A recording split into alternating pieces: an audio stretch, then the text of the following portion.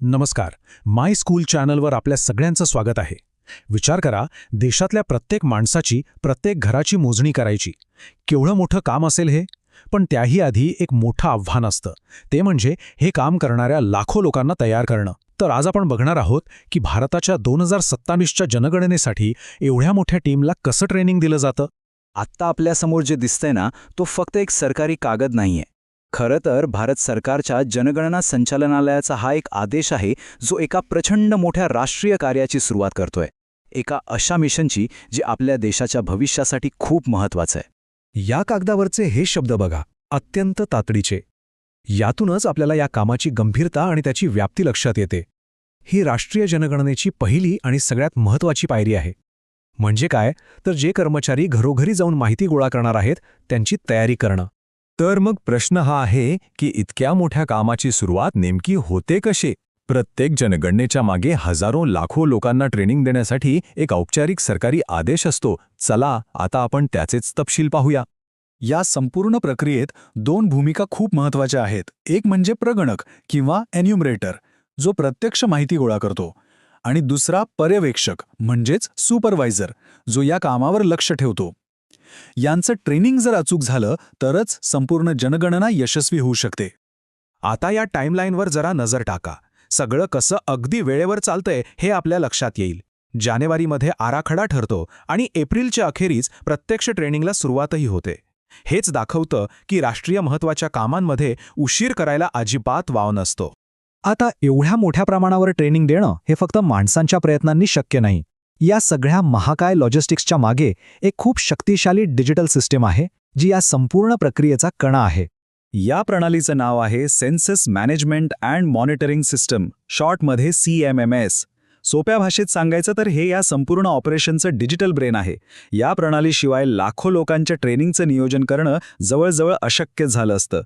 हे CMMS काम कसं सोपं करतं ते बघा. रजिस्ट्रेशनपासून ते ट्रेनिंगची माहिती देण्यापर्यंत सगळं काही एका क्लिकवर होतं.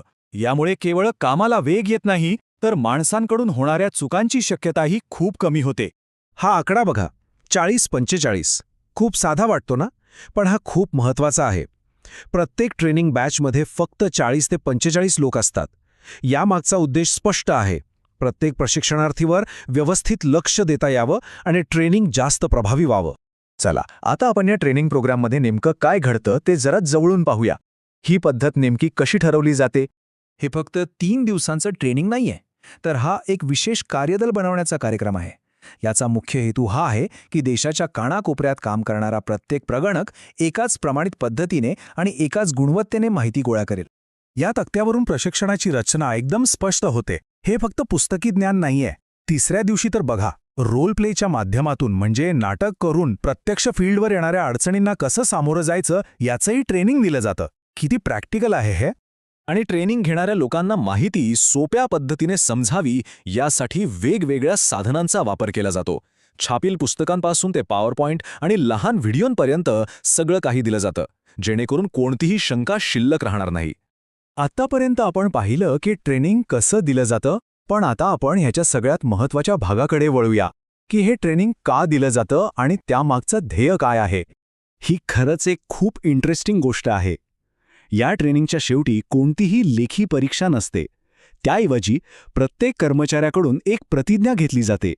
कारण या कामासाठी केवळ माहिती नाही, तर सचोटी आणि जबाबदारीची भावना जास्त महत्त्वाची आहे. ही त्या अधिकृत प्रतिज्ञेमधली एक खूप महत्त्वाची ओळ आहे. हे वचन प्रत्येक प्रगणकावर माहितीच्या गोपनीयतेची आणि तिच्या योग्य वापराची किती मोठी जबाबदारी आहे हे स्पष्ट करतं. आणि याच प्रतिज्ञेमुळे हे फक्त एक तांत्रिक काम न राहता एक राष्ट्रीय सेवा बनते. प्रत्येक कर्मचारी केवळ आकडे मोजणारा राहत नाही, तर तो देशाच्या भविष्याचा एक विश्वासू पहारेकरी बनतो. आणि शेवटी एक विचार करायला लावणारा प्रश्न. या महाकाय जनगणनेमध्ये जिथे कोट्यावधी आकडे गोळा केले जातात, तेथे सगळ्यात महत्त्वाचा आकडा 1 म्हणजेच प्रत्येक एक व्यक्ती आणि तिची माहिती हाच असतो का? विचार करण्यासारखी गोष्ट आहे, नाही का?